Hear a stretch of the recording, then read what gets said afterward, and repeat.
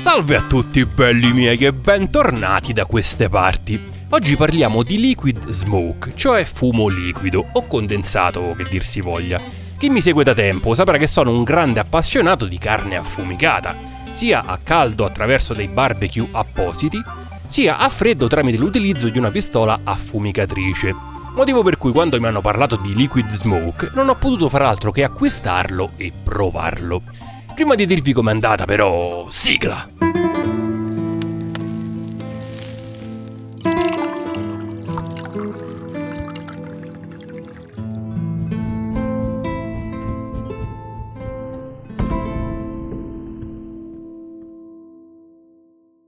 Il suo utilizzo è semplicissimo, basta metterne una goccia per ogni etto di carne e il gioco è fatto. Tra i vari in vendita ho scelto questo perché è concentrato, gli altri invece sono salse a base di liquid smoke. Di conseguenza, oltre al sapore di affumicato, avrebbero aggiunto anche altri sapori che magari non avrei gradito con la ricetta in questione, quindi ho scelto questo che è concentrato e a marchio Grillstone. Specifico che niente di quello che vedrete in questo video è sponsorizzato, sono tutte cose che ho scelto e acquistato io. Comunque c'è sia questa versione, che ho scelto io, dal sapore più deciso, che quella più delicata per così dire. Di entrambi trovate il link in descrizione. Vi faccio un attimo vedere la consistenza. Del tutto liquida.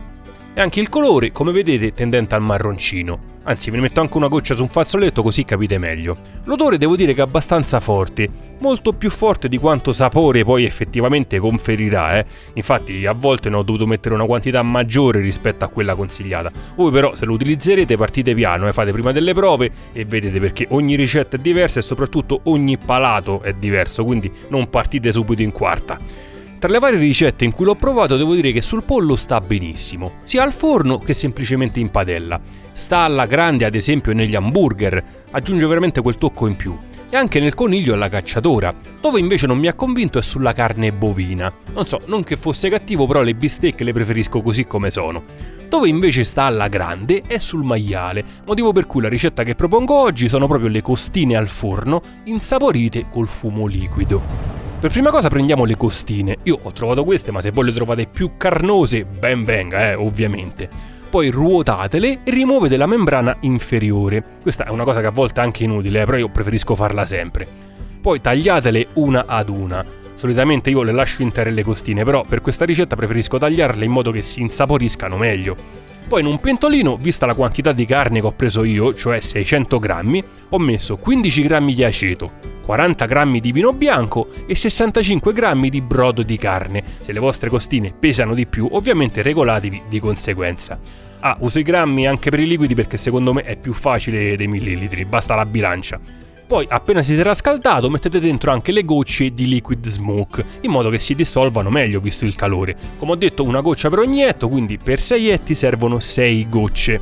Appena messe le gocce spegnete il fuoco e lo mettete da parte. A questo punto in una padella ben calda mettete un filo d'olio e aggiungete le costine.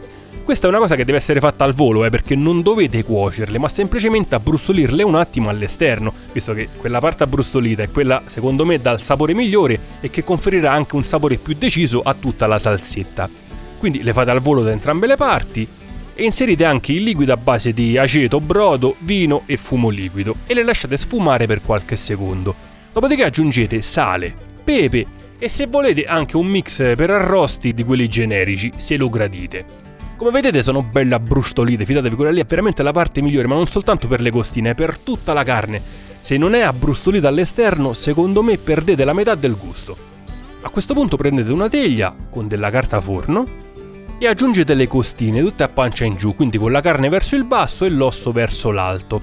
E aggiungete anche uno spicchio d'aglio, o 2 a piacimento, e il rosmarino. Io ho messo anche una salsiccia perché ce l'avevo, però voi fate finta che non esista.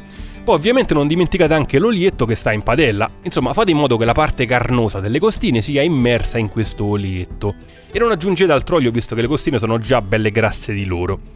Infine incartate con 1 o 2 strati di alluminio e lo mettete al forno a 140 gradi per 2 ore, 2 ore e mezza. Se invece avete il runner per farle sous vide, ovviamente usate quello, Io ho optato per il forno in modo che potessero farle tutti. Dopodiché si presenteranno così. Quindi prendete buona parte dell'olietto che si sarà creato sotto e lo mettete a bollire in un pentolino. Mentre le costine le mettete tutte quante a pancia in su e le infornate nuovamente, però nel ripiano superiore del forno e ad alta temperatura, giusto per farla brustolire all'esterno, quindi a 250 gradi per 10, massimo 15 minuti. E se è vero che la parte abbrustolita è quella migliore, dal sapore migliore, è anche vero che se le fate stare troppo poi la carne si seccherà, quindi cercate voi un equilibrio in base al vostro gusto. Intanto controllate il pentolino con la salsetta che a questo punto si sarà addensata. Disponete quindi le costine in un piatto e versateci sopra tutta quanta quella bella salsetta. Versatevi anche un bel bicchierozzo di vino rosso e il gioco è fatto. Che dire, sono veramente buonissime, sinceramente sono veramente buonissime. È vero che le costine come le fai sono buone, però così sono veramente eccellenti. Come vedete sono anche belle morbide, grazie soprattutto a quelle 2 ore e mezza che abbiamo fatto incartate in forno e a bassa temperatura. Ecco, quando l'osso viene via così pulito vuol dire che le cose sono andate per il verso giusto. Che poi non so se si nota, però la carne si era anche un po' freddata, perché per fare i video spostate qua, spostate là, si era un po' freddata, però comunque è rimasta molto morbida. Ma passiamo un attimo al capitolo vino. Stavolta ho bevuto un Toscana De Pazzi della cantina Castello del Trebbio. De Pazzi, questo al manicomio te manda, già il nome dice tutto. Un mix di Sangiovese, Merlot e Syrah, fermentato sia in acciaio che in anfore di terracotta e poi affinato in botte per 18 mesi. Ne esce fuori un vino da 14 gradi veramente buonissimo. Io adesso non sono bravo con i termini come i sommelier, sono un semplice amatore del vino, però posso dirvi che è un vino di quelli belli corposi che chiamano proprio la carne. Infatti la prossima volta lo berrò sicuramente abbinato ad una bella bisteccona. Diciamo che è un vino che veramente ti riempie la bocca di sapori. Quindi se cercate un vino corposo e buono che non costi un occhio della testa, questa è una scelta eccellente secondo me. Anzi, come vedete mi è piaciuto talmente tanto che ne ho comprato una cassa intera, quindi per dirvi insomma. E per concludere un attimo sul Liquid Smoke, ci tengo a precisare che il sapore non è quello della brace, ci mancherebbe. Il sapore della brace lo avrete soltanto con la brace. Diciamo che è un po' più simile all'affumicatura che riceve la scamorza affumicata. Avete presente quel sapore più dolce di affumicato, se capite cosa intendo? Io l'ho provato in varie ricette e devo dire che ha sempre aggiunto quel qualcosa in più, a parte che con la carne di bovino, ma magari riproverò. Voi se volete sperimentate, anzi secondo me è ottimo anche per le salse. Se ad esempio fate la salsa barbecue fatta in casa, secondo me è perfetto. Poi vedete voi, sperimentate e divertitevi. In caso foste interessati trovate il link sia in descrizione che nei commenti.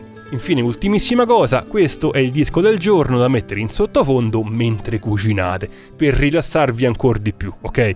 Dai su, pure per oggi è tutto, ci vediamo al prossimo video, un saluto!